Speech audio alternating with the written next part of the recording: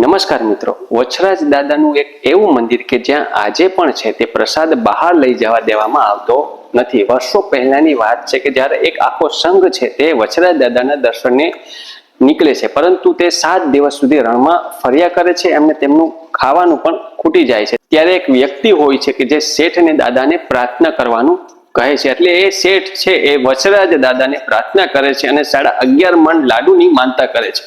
ત્યારે થોડીક જ વારમાં એક ઘોડેસવાર વ્યક્તિ આવે છે અને તે બધા જ લોકોને રસ્તો સીંધે છે। બધા જ લોકોને રસ્તો મળી જાય છે અને તે બધા જ લોકો છે તે વછરાજ દાદાના મંદિરે પહોંચી જાય છે। એટલે એ શેઠ છે એ વછરાજ દાદાને 11.5 મણના લાડુ છે તે ધરે છે અને ત્યારબાદ બધા જ લોકો પ્રસાદી પણ લે છે। પરંતુ ખાસો બધો પ્રસાદ હોય છે કે તે વધ્યો હોય છે। ત્યારે તે શેઠ છે તે પ્રસાદ છે તે બહાર લઈ જાય છે। એટલે એ ઘોડેસવાર વ્યક્તિ છે તે શેઠને છે તે પ્રસાદ બહાર લઈ જવાની ના પાડે છે, પરંતુ તે શેઠ છે તેમની વાત માનતા નથી। ત્યારબાદ તે આખો સંઘ છે તે લાડુ લઈ અને પરત ફરે છે, પરંતુ વછરાજ દાદાના હદની બહાર જતા તે લાડુ છે તે પથ્થર બની જાય છે।